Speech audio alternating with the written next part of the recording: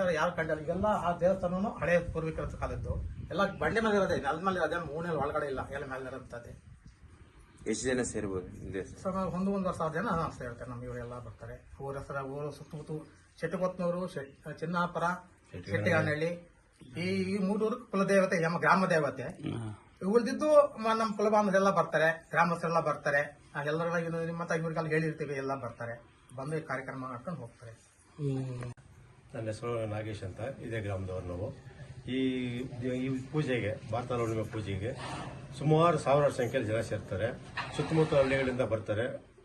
ಕುಲದೇವತೆ ಐತೆ, ಮನೆ ದೇವರುಗಳು ಐತೆ, ಈ ದೇವತೆ ಸುಮಾರು ಜನಗಳಿಗೆ. ಅದರಿಂದ ಸುಮಾರು ಜನ ಸೇರ್ತಾರೆ.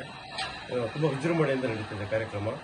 ಈ ಕಾರ್ಯಕ್ರಮ ಬರ್ತಂದವರು ದೇವರ ಭಕ್ತಾದಿಗಳು ಇಲ್ಲಿ ಬಂದು ಸೇವೆ ಮಾಡಿ ಈ ದೇವರ ಅಭಿವೃದ್ಧಿಗೆ ಇನ್ನೂ ಹೆಚ್ಚು ಸಹಕಾರ ನೀಡಲಿ ಅಂತ ನಾವು ಜನಗಳಲ್ಲಿ ಬೇಡ್ಕೊತೀವಿ. ನನ್ನ ಹೆಸರು ಲಕ್ಷ್ಮೀನಾರಾಯಣ ಅಂತೇಳಿ.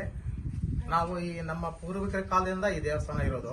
ನಾವು ಯಾರು ನೋಡಿಲ್ಲ. ನಮ್ಮ ತಾತ ಮಾಡ್ತಾ, ನಮ್ಮ ಅಪ್ಪ ಮಾಡ್ತಾ ಯಾರ ಮನೆಯಿಂದ ಈ ತಾಯಿ ಸೇವೆ ಮಾಡ್ತಾ ಇದ್ವಿ. ಇದು ಪುರಾತನ ಕಾಲ ಅಂದ್ರೆ ನಮ್ಮ ಕುಲ ಬಾಂಧವರು ಏನವರ ಎಲ್ಲ ವರ್ಷಕ್ಕೊಂದ್ಸರಿ ಬರ್ತಾರೆ. ಎಲ್ಲರೂ ನಾವು ಒಂದು ಕಾರ್ಡ್ ವರ್ಷ ಎಲ್ಲರೂ ಕರಿತೀವಿ, ಎಲ್ಲ ಬರ್ತಾರೆ. ನಾವೊಂದು ಭಾರತ ಹುಣ್ಣಿಮೆ ಅಂತೇಳಿ ಅದನ್ನ ನಾವು ಅವತ್ತಿಂದ ಮಾಡ್ಕೊಂಡು ಬರ್ತಾ ಇದ್ವಿ. ನಾಳೆ ಬೆಳಗ್ಗೆ ಅಭಿಷೇಕ 3 ಗಂಟೆಗೆ 4 ಗಂಟೆಗೆ ಮಾಡ್ಕೊತೀವಿ.